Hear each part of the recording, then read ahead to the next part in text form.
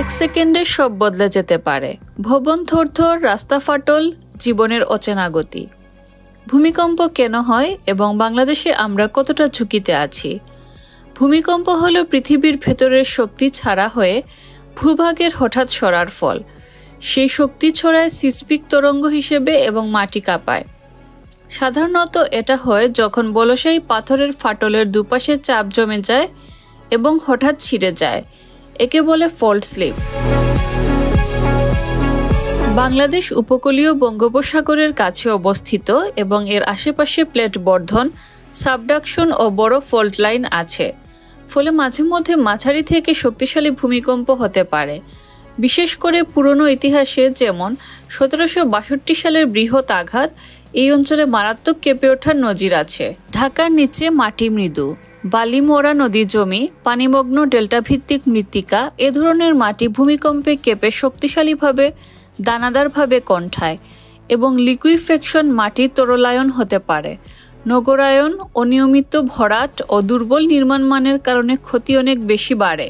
Richter scale জানান দেয় ভূমিকম্পের শক্তি, কিন্তু ক্ষতি অনেকটাই নির্ভর করে ভূমিকম্পের গভীরতা, মাটির ধরন, ভবনের গুণমান এবং আপাতত কতটা প্রস্তুতি আছে তার উপর।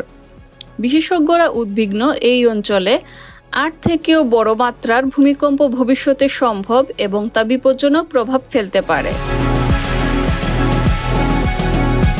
বড় ভূমিকম্প হলে সম্ভাব্য যেসব ক্ষয়ক্ষতি হতে পারে: ভবনধস ও প্রাণহানি, নল সংযোগ ও গ্যাস লিক, আগুন, সেতু ও বিদ্যুৎ বিভ্রাট, জমি নিম্নগামী ও ভবন টিল্ট হওয়া, সুনামির সম্ভাবনা। জরুরি যেসব প্রস্তুতি নিতে হবে: ইমার্জেন্সি কিট, কত দৌড়ে বেরোবে সেই প্ল্যান, বহুতল ভবনে থাকলে ড্রপ কভার, হোল্ড অন, বহুতল ভবনের বরাবর জানলা বেলকনি থেকে দূরে থাকা, বাচ্চা ও বয়স্কদের সুরক্ষার বিশেষ কৌশল, বাড়ি নির্মাণে সুরক্ষা, স্থানীয় উদ্ধার দল তৈরি করা, নিরাপদ জমি এবং উদ্ধার পথ পরিষ্কার রাখা, বীমা ও জরুরি নম্বর সম্পর্কে জেনে রাখা। ভূমিকম্প থামানো সম্ভব না, কিন্তু প্রস্তুত থাকলে জীবন বাঁচে। আপনার পরিবারের সঙ্গে প্ল্যান আয়োজিত করুন, নিরাপদ ওয়ার্কশপে অংশ নিন এবং স্থানীয় দুর্যোগ সচেতনতা ছড়ান।